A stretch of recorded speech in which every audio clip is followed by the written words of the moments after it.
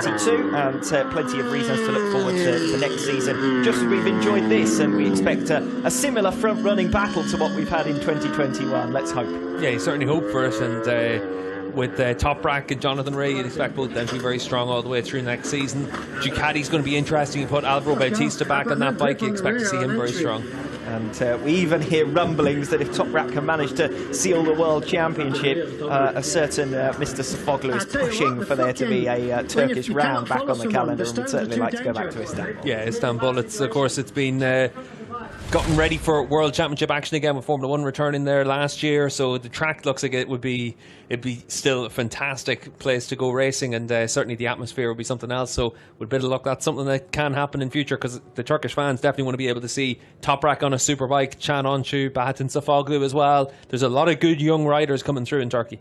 Alex Lowe's back on track this weekend. Now, he's had a few aborted attempts to return from injury. He has been struggling with injury niggles throughout this 2021 campaign. Had a pre-season crash all the way back in February that sort of knocked him early on, but mainly the big incident in Barcelona. That seems like a very least on this. And that could spring a bit of a surprise over the course of the weekend, but really for everyone, this is President Joko Widodo, who was also on hand to inaugurate this circuit last week.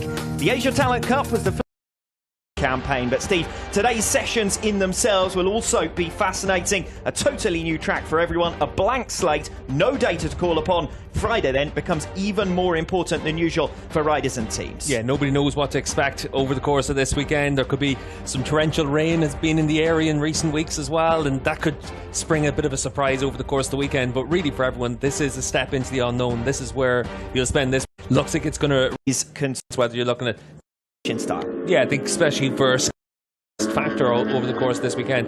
Is he going to change his riding and his race style? I don't think so. That's not how Toprak is. But we could easily have an incident between those two riders, because we've seen so much close action between them all the way through this season. Could he change his approach if he only needed a 10th position in the last race of the season?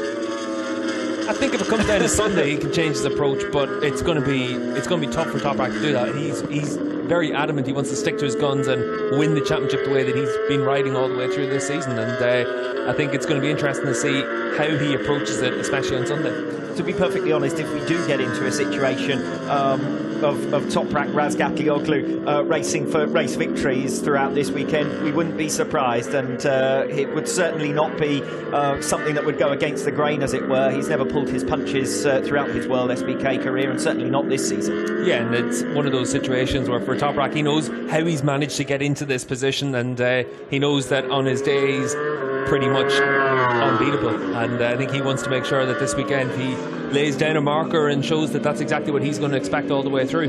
If anything, he's added an extra level to that since Assen in particular, a weekend where he was caught in the garage saying that's it, the championship's over. It was almost as if at that moment he said, well, from here on in nothing to lose, because the championship in his mind, well, okay, in the heat of the moment, looked like it was slipping away from him. Jonathan Rea, 3 wins in a row. Toprak, a massive margin of points to recover. Twice he's managed to recover points and get back into the lead of this World Championship, and it's a lead that at the moment he doesn't look like surrendering. Yeah, I think it's one of those situations where Toprak will look at the points that have gone amiss for him from a bit of bad luck.